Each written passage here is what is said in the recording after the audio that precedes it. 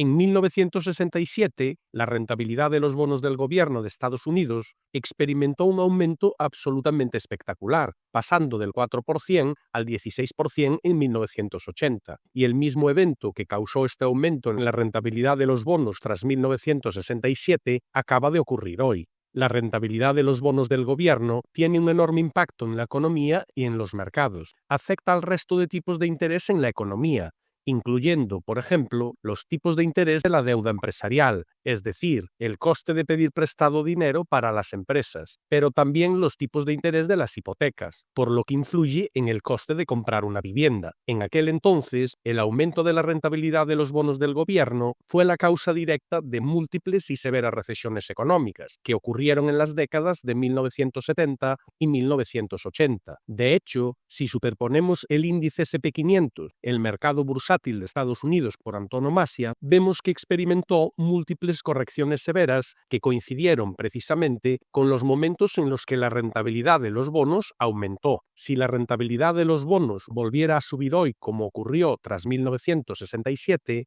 sin duda traería consecuencias económicas similares y un impacto en el mercado. Si superponemos la trayectoria de la rentabilidad de los bonos de esa época sobre los niveles actuales, vemos cierta semejanza, pero como mencionamos anteriormente, algo específico tuvo lugar aquí mismo en 1967, que hizo que la rentabilidad de los bonos comenzase a subir realmente, y parte de la explicación se encuentra en lo que la Reserva Federal, el Banco Central de Estados Unidos, estaba llevando a cabo en 1967, que es razonablemente parecido a lo que han estado haciendo hoy en día.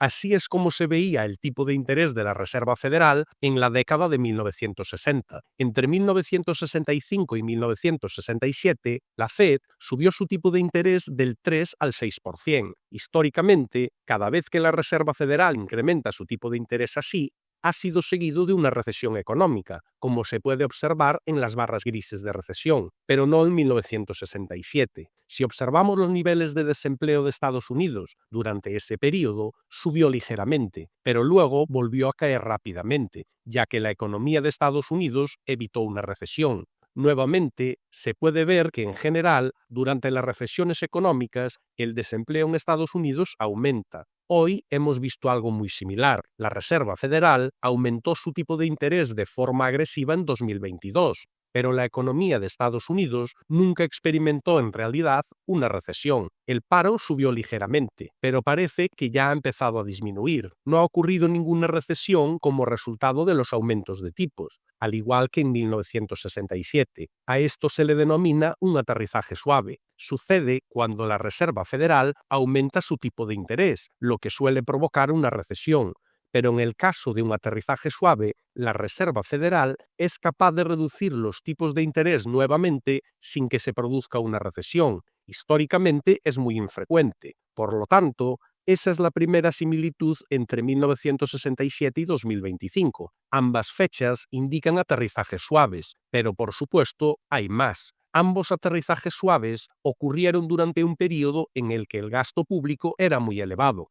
Este gráfico nos muestra cómo ha aumentado el gasto público a lo largo de las décadas, y en los últimos 5 años este gasto ha aumentado a una de las tasas más rápidas de los últimos 70 años, comparable únicamente con los picos de gasto público que observamos justo después de la crisis financiera de 2008 y a finales de la década de 1960. Muchos expertos apuntan a este alto nivel de gasto público en la década de 1960 como la gasolina de los elevados niveles de inflación de la década de 1970. En efecto, podemos ver lo que sucedió con la inflación tras 1967. Empezó a subir considerablemente en los años posteriores y marcó el inicio de múltiples oleadas de inflación más elevada, lo cual fue la causa principal de por qué la rentabilidad de los bonos del gobierno subió en la década de 1970. Como se puede ver, el aumento más agresivo de la rentabilidad de los bonos ocurrió a la vez que la tasa de inflación en Estados Unidos se disparaba, así que a primera vista podría parecer que estamos a punto de experimentar varios ciclos de inflación elevada en Estados Unidos, tal como ocurrió tras 1967. Sin embargo, a pesar de dichas similitudes clave, no creemos que vayamos a presenciar niveles elevados de inflación en la actualidad. De hecho, pensamos que la inflación podría continuar manteniéndose baja, y hay un par de razones para suponerlo. Y se puede justificar porque la economía actual es en realidad mucho más débil que la de la década de 1960, y este gráfico nos muestra precisamente eso. Nos muestra la tasa de ahorro personal de los consumidores de Estados Unidos en el tiempo. En la década de 1960, los consumidores tenían mucho más efectivo en el banco. La tasa de ahorro personal por aquel entonces era de aproximadamente el 12%, el nivel más alto de los últimos 60 años. Por lo tanto, los consumidores podían permitirse precios más altos en ese momento. Si miramos la tasa de ahorro personal en los últimos años, se encuentra alrededor del 4%, equivalente a 3 veces menos ahorros que en la década de 1970. Por lo que hoy en día contamos con un consumidor estadounidense estructuralmente más débil. Si alguien ahorra el 12% de sus ingresos anualmente, es lógico pensar que tiene cierto margen para aumentar su gasto, si lo desea o si lo necesita, y eso puede generar inflación. Si solo se puede ahorrar el 4% de los ingresos, estamos ante un margen mucho más estrecho, por lo que es poco probable que se puedan hacer grandes gastos en el corto plazo. En realidad, si superponemos la tasa de ahorro personal sobre el nivel de inflación en Estados Unidos, vemos que existe una relación extremadamente estrecha entre ambas. El consumidor actual, más débil, nos indica que es más probable que la inflación se mantenga baja en lugar de aumentar. La única forma en la que pensamos que la inflación podría repuntar de manera significativa es si el gobierno decide inyectar billones de dólares en estímulos, lo que haría que la tasa de ahorro aumentase y potencialmente conduciría a niveles más altos de inflación. Eso es exactamente lo que ocurrió tras la pandemia del COVID, por ejemplo, donde enormes estímulos del gobierno hicieron que el ahorro personal aumentara y alimentaron los altos niveles de inflación que siguieron. Hoy, aunque el gasto público sigue siendo elevado, no estamos viendo que esto se traduzca en un consumidor más fuerte en la actualidad. Así que tenemos un aterrizaje suave similar, un nivel de gasto público comparable al de 1967, pero nos encontramos con un consumidor mucho más débil en 2025, lo que probablemente mantendrá la inflación baja. Esto nos lleva a nuestra última comparación entre hoy y 1967, que es el nivel de la deuda pública. Este factor no estaba presente en 1967, pero podría complicar las cosas de forma significativa hoy en día. El gobierno de los Estados Unidos ha estado registrando un déficit exorbitante desde 2008 y aún más desde la crisis del COVID.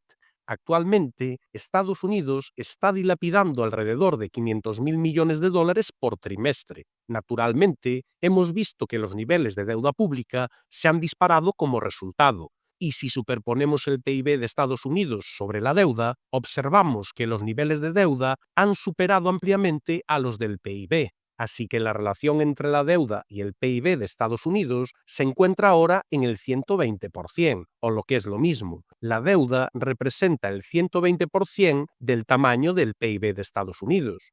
En la década de 1960, la deuda pública representaba solo alrededor del 30% del PIB. Dado que el gobierno de Estados Unidos grava con impuestos el PIB para pagar sus deudas, una mayor relación entre la deuda y el PIB pone en duda la capacidad del gobierno para pagar la deuda. Esto, de forma lógica, plantea la cuestión de si los bonos del Tesoro de Estados Unidos están realmente tan libres de riesgo como se ha percibido durante mucho tiempo. Si de repente los inversores creen que la deuda del Tesoro de Estados Unidos conlleva un mayor riesgo, exigirán una rentabilidad más alta para compensar dicho riesgo. Dicho de otro modo, esto podría suponer que la rentabilidad de los bonos del gobierno aumentase. Varias instituciones independientes han estudiado el impacto de la relación deuda-PIB sobre los tipos de interés, y el consenso generalizado es que por cada aumento de un punto básico en esta relación, la rentabilidad de los bonos a largo plazo sube 4 puntos básicos. Así que, con la relación deuda-PIB hoy en día aproximadamente un 100% superior a lo que era en la década de 1960, se podría decir que la rentabilidad de los bonos hoy debería ser alrededor de 400 puntos básicos superior a aquella época, o lo que es lo mismo, un 4%.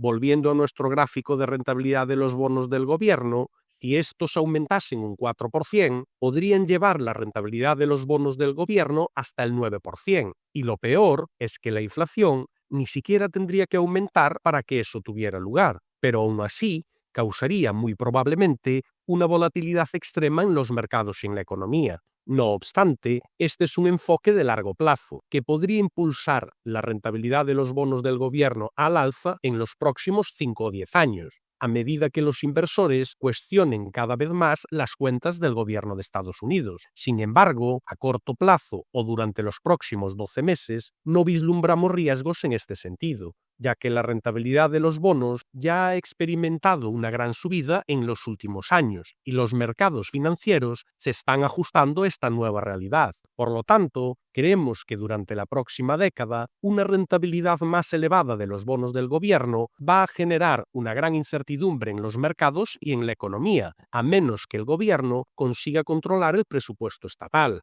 Hasta la fecha, este mercado alcista en renta variable ha sido impulsado por niveles moderados de inflación y, como destacamos anteriormente, creemos que la inflación se mantendrá baja durante el próximo año debido a un consumidor estructuralmente más débil. Nuestro análisis en los últimos años ha girado en torno a que el ciudadano medio está perdiendo poder adquisitivo, mientras los activos financieros, como el mercado de valores, el oro y las criptomonedas, han experimentado un ascenso vertiginoso. Aunque no se trata de un panorama alentador, creemos que la misma lógica continuará en 2025 y, como reza el dicho, si no puedes con ellos, únete a ellos.